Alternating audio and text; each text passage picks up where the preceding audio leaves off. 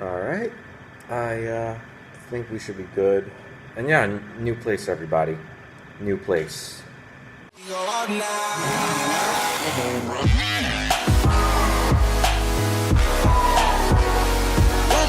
Hello, everybody. Daniel here again, and today we're back for another video thing, and I guess this is the start of a new series. Well, it kind of is the start of a new series, well, something I like to call 5-Day Fridays, if that sounds original enough. So basically, I mean, as the title suggests, every Friday, well, I wouldn't say every Friday, probably one or two Fridays, or whatever Friday I get to have like a top 5 list. So it's pretty much a top 5 list video thing I upload every Friday, talking about like, top 5 favorite things, whether it's car related or movies or comic books or anything like that, anything of my interest. And in this episode, in the wake of new games being released, we're going to be talking about E3. Technically, yeah, E3 is like weeks old, but I'm still going to talk about it because I haven't already. I don't even care if this isn't going to get the views I want because I'm always late to every relevant topic ever. I guess you can also call this like top 5 favorite top 5 games that I'm really hyped for, whether it's like going to be released this year or in this case early next year, because we have like one title that I'm going to be talking about that's going to be out like next year. So without further ado, let's kick things off, shall we?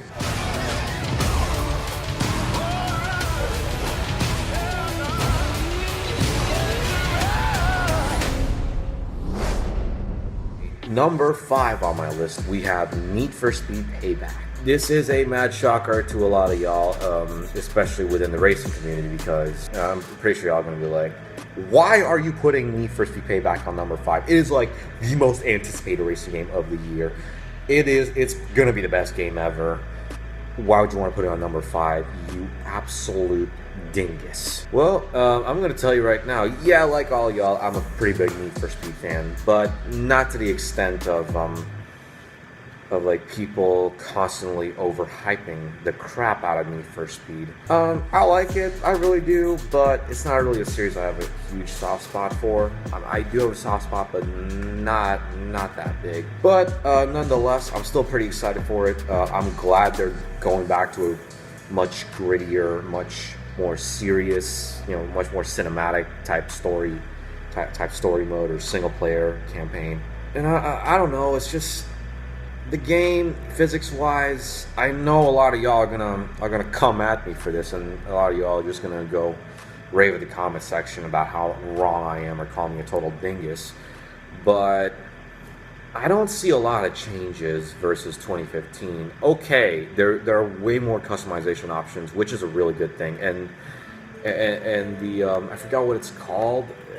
It's something like when you can have like ready-made kits for your cars. Granted, it's only meant for like the barn find type cars. These things are called derelicts. But that element to be able to like convert like one of our derelicts from to have like a drift build or a drag build or a circuit build or anything like that. Honestly, I'm really into it. I really dig it, and I'm also glad that they're also including like older muscle cars like the 67 Camaro, 69 Charger, the 69 Pontiac GTO Judge that just been supposedly leaked. And I'm also glad that they're bringing in some more exotics too, like the Koenigsegg Regera, the Aston Martin DB11, and such and such. But I don't know, I'm still not super excited about it because it just feels a bit too samey to me, whether it's... But yeah, Need for Speed Payback just feels a bit too samey. I mean, the driving physics, they don't really look changed dramatically that much. Okay, I haven't played it yet. Maybe I need to play it because a lot of people from a lot of their videos I watched, they actually thought that the handling model in this is completely different to the handling model of NFS 2015, and it felt it. I still have yet to buy into that, but nah, you know what? I mean, I'm gonna reserve judgment until I actually play the damn game. I'm still excited for it though, like a lot of y'all, but not as much as I should be. Nonetheless, still getting it.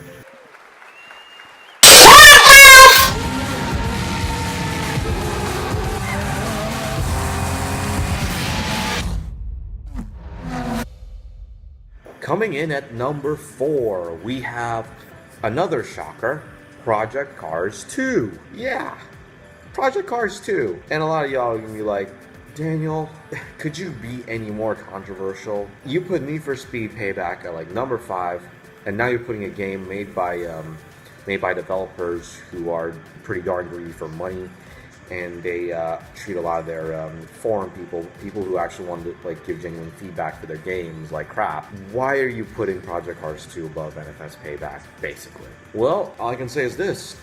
I think it looks almost so much different versus the first game. I played the first game for a good bit. I got it free on Xbox Live with Bold, and the driving just, it feels a bit of a hit and miss for me. From the looks of things, I mean, they changed a lot, like, you know, the third-person camera, they were able to change that, make it a little more fluid and a little more freely and less shift-to-y and more of their own. And I'm also glad that, from what I've heard, you know, the cars, they feel a lot different. They feel a lot more forgiving, but at the same time, they still present challenges to players. And the game looks a little better too. I mean, the graphics aren't really a major upgrade, but they still look different enough, and I actually really like them. And the car roster, one of my biggest sore spots for Project Cars 1 was the almost limited car roster. There's really not a lot of cars to choose from. This game, they got the McLaren 720 as their star car, and they got plenty of other road cars too, and I cannot wait to try them out, of course.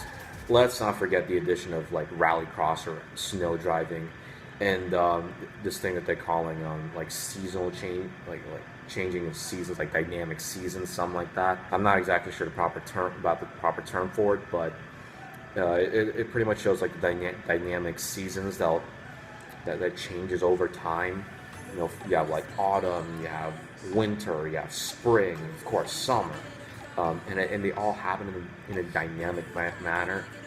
And they all happen in a very dynamic manner, similar to like how the weather system works. Honestly, I can't wait to try that out, and it's definitely a game that I'm going to be keeping my eyes on for dang sure. You can say whatever you want to say about Slightly Mad Studios, but I feel like right now they have done a lot of work to make sure Project Cars 2 isn't the same game as Project Cars 1, and I'm proud of them for it. Unlike some other developers I know.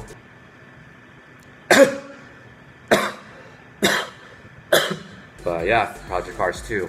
Looking great. Slightly Mad Studios, I doubted you before, but right now I think you guys are going on the right track, and I cannot wait to play that. Project Cars 2. Yeah, can't wait to play it.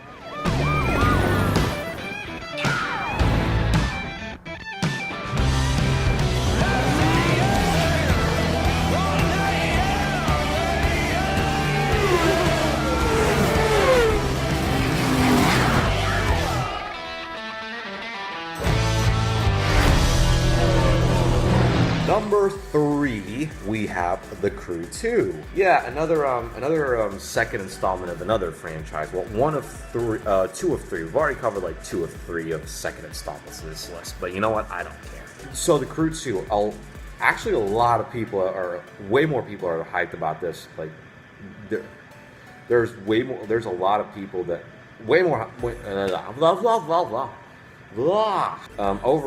over my Twitter channel and like my Discord, like they were all blowing up with like stuff about The Crew 2, and everyone was just super stupidly hyped, and I could really see why. Okay, when I saw the leak on Facebook, I wasn't really into it that much. I mean, I thought the whole idea of like freaking planes and boats, they all seem a little too absurd, and I don't know if they're gonna completely ditch the story mode, but I mean, I thought that was a bit too absurd as well. I saw gameplay, and my gosh, that game looks really good. Like, honestly, when I hear that they redid the map and added more to it, I'm actually really interested to see how that plays out, because that map looks a bajillion times better than the Crew 1's map, and it's cool too. So I have like more places to drive over. I mean, I'm kind of sick and tired of seeing like the same like type of areas and buildings all over and over again in like a lot of cities. And some of the roads, I mean, like, are they like supposed to be like dirt roads or like actual paved roads? I don't know. I'm really hoping these issues will be addressed with the Crew 2, but you know, overall, I mean, honestly, like they are doing a lot to the Crew 2. They're adding like a new layer of fun on top of like what was already there, you know, with the planes and the boats and all. And honestly, I don't recall any other racing game ever like implementing stuff like boats and airplanes. I mean, the only other game that can actually incorporate stuff like that, as far as I know, is GTA. And the fact that they're actually doing something that I'm just gonna say like no other racing developer has done, honestly, that Ivory Tower and Ubisoft Reflections, those guys deserve pats on the back. I am so happy for them and what the Crew 2 is gonna be. And honestly, I can't wait to try it out because the game looks great. I mean, the car selection also looks really cool. You know how madly hyped I will be for a game that includes a Camaro ZL1, the new Camaro ZL1 that is, because that's like one of my favorite cars of all dang time, boys. But yeah, car selection looks fantabulous. Overall game looks fantabulous, and yep, can't wait for that. Move on to the next. And Ivory Tower and Ubisoft Reflections, showing what you got once again.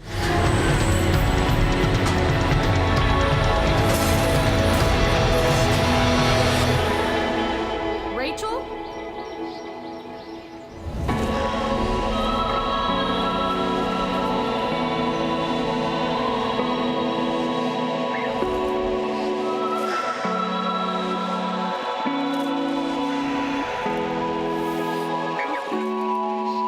And coming in at number 2 is Life is Strange Before the Storm. So Life is Strange Before the Storm is a follow-up to Life is Strange 1, which I don't know if I told you guys this, but if you follow me on Twitch, you know I stream that game quite a lot. Twitch is usually dedicated to like my non-racing game stuff, but Life is Strange, you know, the story mode, how much I can like really connect with the characters.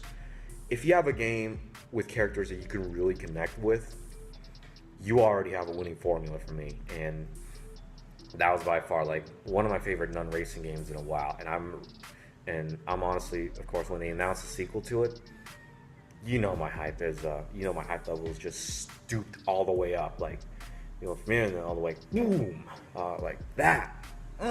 But so Life is Strange 2, Before the Storm, it's actually more of a prequel to the first game. It is a prequel to the first game, so you get to hear the whole story like from Chloe's perspective, because with the first game, you know, you play as Max, who's a girl who can control time, but at the same time, you know, she creates like this effect on like the weather and like creating like a huge tornado whirlwind that would like destroy a city. So yeah, a lot of things just escalate from there. But this one, you know, with Chloe, who's Max's best friend, it's almost like a completely different story. I'm really intrigued. A huge part of Life is Strange 1 was the whole time travel aspect, and as far as I can work out, the second one's probably not going to have any of it. But you know, hearing, you know, different stories from like the perspectives of like different characters, I mean, I guess I kind of want to know like how, you know, Chloe got together with Rachel, and what Chloe was doing, like, you know, whilst Max was gone, and you know how Chloe was able to like deal with her father's death. Honestly, I'm really intrigued, and I'm mad excited to see where it goes from there. Legit cannot wait for this one. So yeah, Life is Strange Before the Storm is my number 2 pick.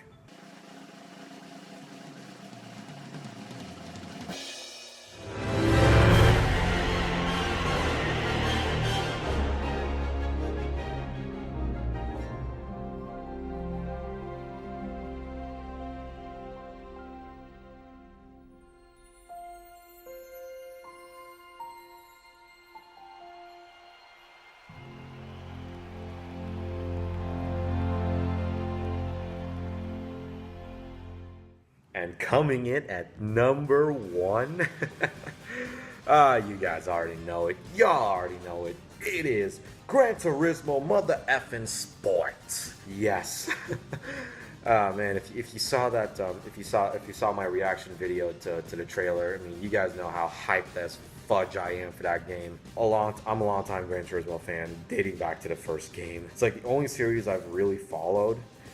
And just to see it evolve, you know, as I said in the video before, Just to see this series evolve, man, it's an amazing feeling just to see how far, you know, Polyphony Digital have come, you know, from like pixelated graphics like the PlayStation 1, which were like considered stupidly realistic at that time, to what it is now. It is their first foray into the next gen consoles, being the PS4, and everything is looking flawless. Of course you would say that. Of course you say that, Daniel, because you're a mother effing fanboy. But seriously though, I mean, I cannot wait to try out the online racing aspect of it. You know, being able to play against real people. I guess it's all about, you know, the ultimate driver's journey in Gran Turismo Sport. You know, when it comes to like endurance racing and all that stuff, all that good bits. So GT Sport, like, ah man, I mean, name me another game that actually has a rally spec / Pikes Peak spec R35 GTR and NSX. Name me another game that has those cars. Oh my. Oh, it doesn't have enough content, or it doesn't have enough cars or old cars. Well, you know, that trailer, that Join the Human Race trailer, pretty much dropped a huge ass pipe bomb and roasted everyone who wanted like freaking classic cars. Because GT Sport really is all about, you know, training you to be like better virtual drivers. Besides stuff like Assetto Corsa or iRacing or, you know, Project Cars 2. Besides any of those like PC, you know, PC focused sim racers, I can't recall any other AAA title that actually like puts the focus on like making you a better driver, or like getting you like stupidly attached to a car. Well, when it comes to like vehicle attachment, I mean, yeah, you have Need for Speed and a lot of the other like arcade style racing games, but you know, blending all those together, I mean, I can't recall any other game, AAA title game thing that does that. And if you want old cars, if you want older cars, really just wait for GT7 or and besides, like they even said that there's going to be more cars coming, so who knows, you might get your old cars by then. I'm rambling again. I like to go off on tangents, but really, GT Sport, mad hype for it, of course. It's my #1 pick. It is the only game I'll ever need. But yeah, I'm done rambling. I've said all I need to say. So yeah, that is like, those are my top 5 most anticipated games for 2017 or early 2018. You know, in the case of the Crew 2, because that's gonna be out in April 2018. But let me know down in the comment section below, like, what are your most hyped games for like this year and like early next year? And yeah, while you're at it, hit subscribe if you want to see more rushed content, and totally and see me totally screw up in like every video I do and come totally unprepared. And hit the like if you enjoyed, although I kind of highly doubt a lot of y'all would. But yeah, that'll be all. See you guys in the next one. Bye.